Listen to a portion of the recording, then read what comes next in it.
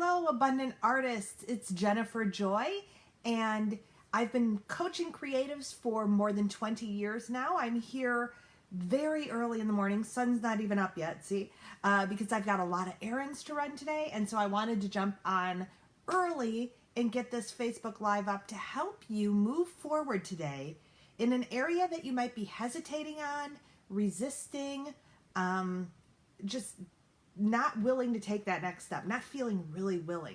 Now, what I want to start by saying is that resistance is extremely normal. Now, if you think about it, our brains are designed to it's so early, my brain is not making words yet. No, our brain is designed to really have us live a life of shoulds. If you think back to a more primitive society, when we were not, we were living out in the wild, we had to know which cave we should go in, which food we should eat, and which ones we shouldn't, so that we could survive. It's all a part of our old ancient brain that's trying to keep us safe. Well, of course, we're in a modern world, and now that ancient brain very often gets in the way of us being able to move forward toward our dreams. And it shows up as one way is this feeling of resistance. So again, it's perfectly normal. Our brain is designed to try to look at what we should and shouldn't be doing. And resistance is really around a lot of those shoulds. Think about it right now.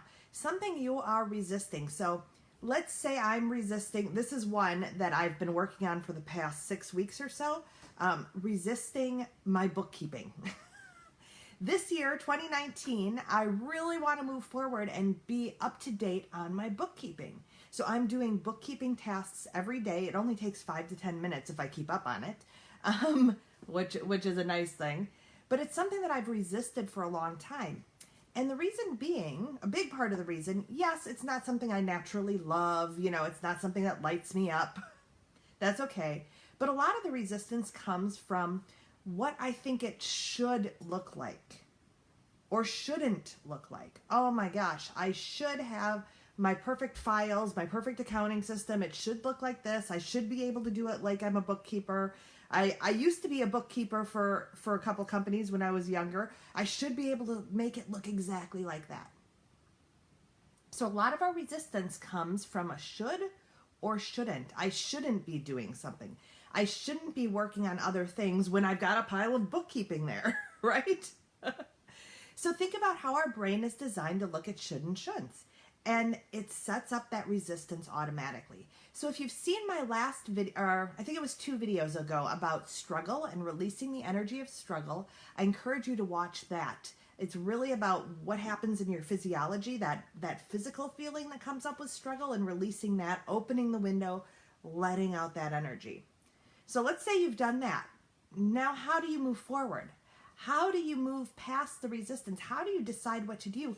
And here's the real tricky part, I think, is how do you stop resisting, right? I think a lot of us go, oh, there I go, I'm resisting again. And as you've heard the saying, what you resist persists. So for instance, law of attraction, the idea that we are all creators, when we resist and we're putting energy and recognizing that resistance, we need to sort of do an about face and not feed into the resistance. That's another really great reason to be able to get rid of that energy in your body, is to just be able to move past that and be moving at a higher rate. So we've done it with our body. How do we do it with our mind? I'd like to introduce you to a tool that is a fearless living tool. It's from this book, Fearless Living by Rhonda Britton. As I said, I've been I've been coaching creatives for more than 20 years, and I have been a certified fearless living coach for 12 years now, I believe. Is it almost 13? I think it's almost 13. No, it's 12. Whatever. It's been a long time. And one of the primary tools that you can read about in this book, if you're interested, Fearless Living by Rhonda Britton. Rhonda Britton was one of the pioneer life coaches in the country. She's been doing it for nearly 25 years on a big scale. She's had TV shows in both the UK and the United States where she has been the life coach. and really, really got this industry off its feet and moving forward. So one of her tools to move beyond resistance, to move beyond fear, really, is called an intention. Now, I know most of you have probably used that word before. Here's what my intention is. I intend to do this. And maybe you've used it more like a goal, a glorified goal, right? Her way of doing intentions is a little bit different. And so that's what I want to share with you. So we're looking at creating an intention. So let's say it's that stack of bookkeeping. And because that's what it was for me. So and I didn't set an intention for this. I didn't have enough resistance to it. I just knew I need to sit, it was a matter of getting my plan. Although there you go, there's my intention. What type of person is a planner? What type of person is a planner? And that's really the question to ask yourself with an intention. What type of person does this? And we're looking for positive, inspiring words, not a person who isn't a deadbeat. That's not a good intention. Again, that keeps us focused more on the resistance rather than on the positive side of things. So we want to frame it in a way that's positive. I'm going to give you a couple suggestions. Let me see. There it is. I have my list. Here are a couple suggestions of intentions that you could use. It could be authentic, creative. That's a good one. Am I willing to be creative with my bookkeeping? And I don't mean like, funny bookkeeping. I mean, what's a creative way that I can do this bookkeeping so it's not just sitting there drudgery, right? What can I do that's a little more creative to help me move forward? Compassionate. And I want to be very specific about a couple of these in just a minute.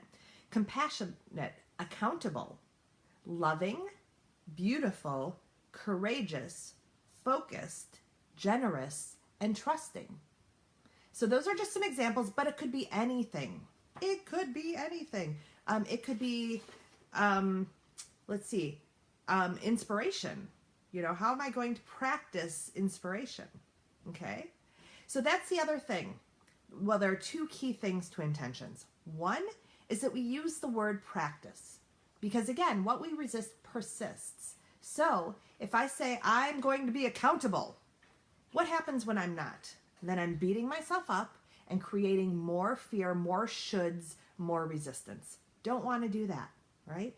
So I am practicing, and willingness. I am willing to practice. I am willing to practice. So let me read this with that. So what will help you move out of whatever you're resisting? What would help you move forward? Are you willing to practice being authentic? Are you willing to practice being creative? Are you willing to practice being compassionate to yourself? So many of us have so much compassion for other people, and we don't extend that compassion to ourselves. So if I hate bookkeeping, it's not something I'm going to beat myself up about. I'm going to be compassionate to myself and understand that it's not something I love, and how can I move forward in a compassionate way? And incidentally, I did. I set up a schedule where I'd be working, I think the max I was working per day to catch up is 20 minutes. And I could fit that in most days, not a big deal. And if I did miss a day because I'm practicing, not a big deal. I can make that up another day. So compassionate. Am I willing to be accountable to myself, not others? I am so good at being accountable to other people. Being accountable to myself and my dreams and my goal in my business can be a little more challenging. Am I willing to be beautiful? This one inspires me a lot. For me, a beautiful life, and that's not outward beauty. It's really about that inward beauty. You guys are artists and writers and musicians. I know you get that. My beautiful life, my beautiful mind state does not include having to catch up on a year's worth of bookkeeping. It just doesn't. Just does not. So for me to help create my beautiful mindset, my beautiful life, it means putting 5 to 10 minutes in every day of bookkeeping. And let me tell you, now that I'm caught up, it's amazing. It's amazing. Am I willing to be courageous? Am I willing to be focused? Practice being focused. Practice being courageous. Practice being focused. Am I willing to practice being generous to myself? excuse me, morning voice, to myself first. Being, again, all of these things are about you first. It's the whole idea of putting on your oxygen mask before helping others. So am I willing to be generous with myself? Am I willing to trust myself? Be trusting. Practice being trusting. So that's what an intention looks like. Look at what you're resisting, what's coming up for you that you're hesitating on, you're doubting yourself, you're just not moving forward. And think about what type of person, and again, you can use this list or pick another word. What type of person is that way? Is it a beautiful person? Is it an inspirational person? Who do you know in your life who does that thing? And what qualities of being do they have? And are you willing to practice that? And from that place of intention, you create your goal. So for instance, for me, the practice of creating a beautiful life and a beautiful mind, I'm going to set goals underneath that. And one of them is keeping up on my bookkeeping.